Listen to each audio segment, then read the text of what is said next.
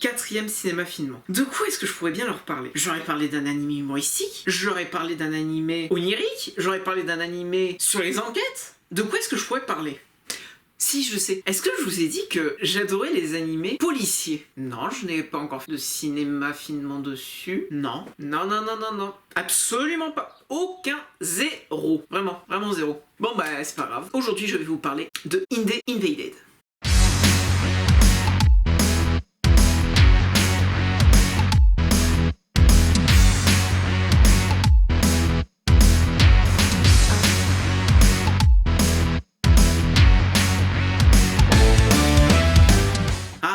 C'est bien franchement les rêves. On rêve tous de toute façon. Et si, par hasard, on pouvait se servir de notre inconscient des rêves pour résoudre des enquêtes? Est-ce que par nos intentions qu'on pourrait laisser un peu par-ci, par-là, est-ce qu'on ne pourrait pas résoudre certaines enquêtes? Voilà ce que va vous proposer Indie Invaded. Indie Invaded est un animé réalisé par Aoki Ei. Il a surtout fait partie aussi de tout ce qui est les Fates, que ce soit Fate Zero par exemple. C'est lui qui a participé à la création de Fate Zero en animé, mais aussi il a participé par exemple à Recreator, qui est un autre animé qui a été plutôt acclamé. L'histoire, pour faire simple, nous allons suivre Sakeido, un ancien détective privé, mais au moment du meurtre de sa fille, il décide de la venger en tuant son meurtrier. Mais en faisant ça, il devient lui-même un meurtrier et du coup se retrouve en prison. À la suite de cette affaire, il décide d'aider la police à trouver de nouveaux meurtriers pour justement les empêcher de nuire. Et pour cela, il va intégrer une machine dans laquelle il pourra intégrer l'idée des criminels. L'idée, c'est-à-dire que c'est l'inconscient du criminel. Donc son objectif sera de trouver qui est le criminel rien qu'avec ses intentions de meurtre et son inconscient, sachant qu'il ne sait pas qui est le meurtrier.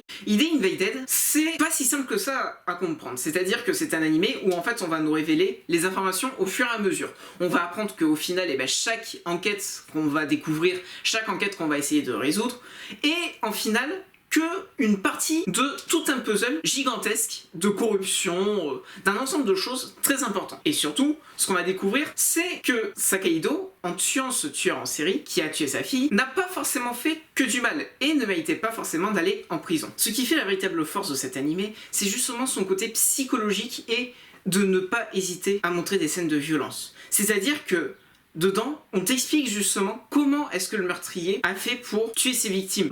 Il y en a un qui s'appelle le dépeceur, comme son nom l'indique, il retire la peau des personnes, et du coup, il y a une scène entière où tu le vois en train d'écorcher vivant une personne. Donc c'est vraiment quelque chose de très psychologique. De même, la personne qui a tué la fille de l'enquêteur principal, lors d'un flashback, on te montre comment est-ce qu'il a tué. Ce qui est dramatique, puisque justement, on te montre d'une telle violence ce qu'on fait subir, en plus à une enfant. Donc automatiquement, l'enfant, comme c'est l'innocence, c'est la beauté, la pureté et tout, automatiquement, ça te fait quelque chose au cœur, quoi. Ça te prend directement aux tripes, voilà.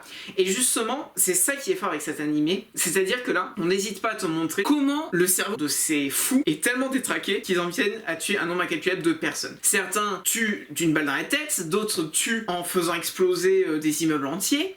Il y en a d'autres qui tuent à coups de perceuse dans la tête. Et justement, on te montre ces personnes se faire tuer à coups de perceuse dans la tête. Et c'est ça qui est fort dans cet animé, c'est que pour comprendre justement qui est le tueur, on est obligé de voir comment est-ce qu'il fonctionne, on est obligé de voir ce qu'il a fait. Car si on ne sait pas ce qu'il a fait, automatiquement, on peut pas comprendre comment est-ce qu'il a fait. Alors là, on te montre comment est-ce qu'il le fait. Puis, après, l'autre point positif, c'est bien évidemment la musique. La musique, je pense que pour cette saison de hiver 2020, ce sont les meilleures musiques qui existent de la saison hiver 2020. C'est-à-dire que nous avons de nombreuses musiques qui te donnent des émotions. Ensuite, parlons de l'opening. Nous sommes sur un opening qui est extrêmement visuel, qui est aussi par moments épileptique pour montrer justement comme quoi le cerveau des tueurs est totalement incompréhensible. Et si personne n'est dans son cerveau, si personne ne réfléchit comme lui, alors jamais nous ne pourrons découvrir qui est le tueur. Et c'est justement ça qu'on essaye de nous apprendre au fur et à mesure de l'histoire. Mais aussi, ce qu'on nous apprend, c'est que chaque histoire a un véritable fil conducteur. Même si on sent une certaine indépendance, malgré tout, on a ce petit fil conducteur qui s'appelle John Walker. On va découvrir, ce qui n'est pas réellement un spoil, puisque ça on le découvre dès le premier épisode, que John Walker est une personne qui arrive par la manipulation à inciter des personnes à devenir des meurtriers eux-mêmes. Et donc du coup, la question ensuite qu'on pourra se poser, c'est est-ce que par hasard ce John Walker, qui est inconnu, n'aurait pas poussé Sakeido, le héros, à devenir un meurtrier? Est-ce que du coup, toutes les actions qu'il fait actuellement ne seraient pas guidées par lui? L'avantage aussi de cette série, c'est qu'on va beaucoup jouer sur ce que tu penses être vrai. C'est-à-dire qu'on va te dire ça c'est vrai. Ça c'est la vérité, voilà, tu n'as pas besoin à chercher. Pourtant si tu te contentes de cette simple vérité, au final tu vas être induit en erreur puisque cette vérité n'est pas forcément vraie ou est vraie, mais avec quelque part de mystère. Et c'est justement le but des derniers épisodes, de résoudre ces petites parts de mystère pour avoir l'histoire au complet. Et c'est là où justement nous avons vraiment un véritable concept. Par les expériences que le héros Sakaido va vivre, il va pouvoir prendre conscience de son cas à lui, en se demandant si oui ou non il a bien fait de tuer ce meurtrier et du coup qu'il a amené à être dans cette situation-là, ou si en contrepartie, il aurait mieux fait de le laisser vivre, de le livrer à la police et de continuer à être policier. Et c'est justement ça qu'on va essayer de découvrir. Est-ce que le meurtre était nécessaire? Parlons des visuels. Donc comme j'ai pu expliquer, les visuels sont assez déconstruits, mais chaque tueur a sa propre façon de fonctionner. Chaque tueur a sa propre façon de marcher.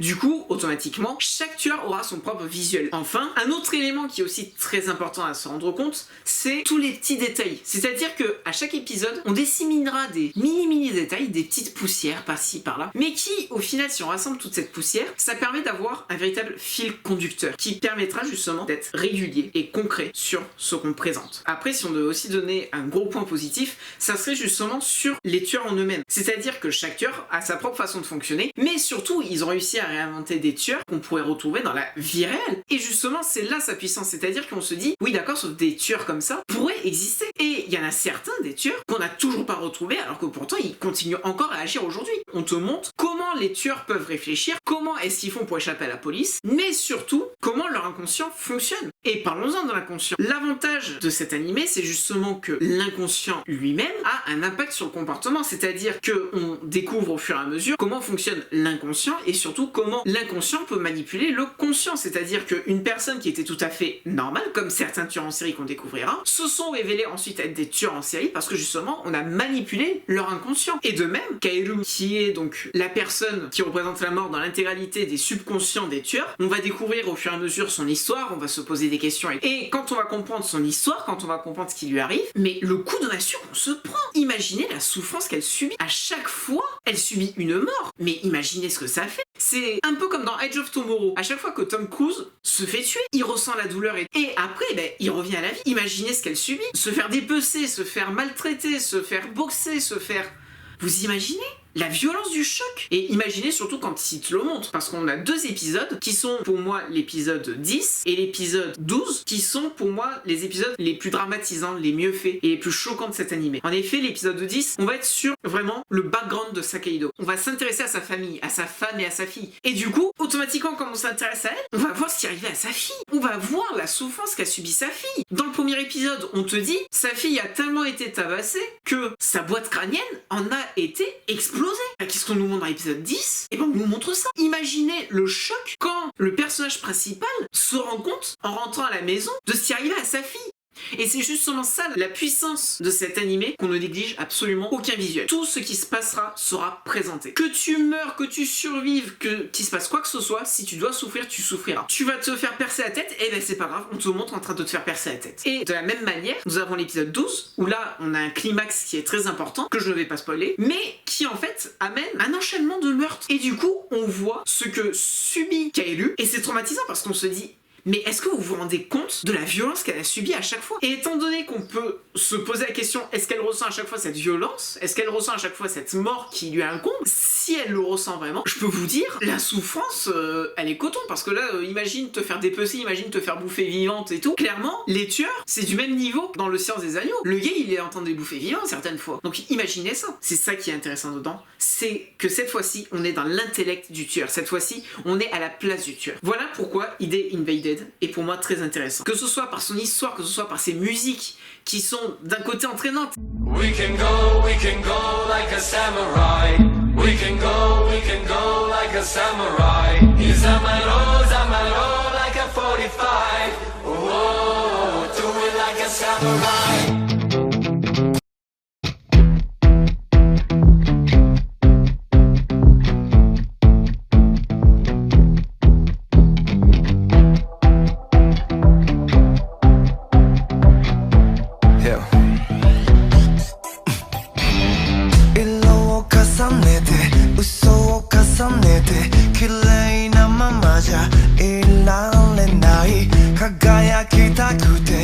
내が欲しくて気づけば溺れて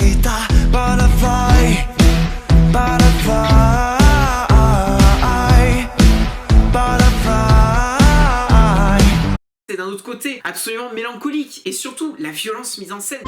If I could see you once again somewhere in this dimension.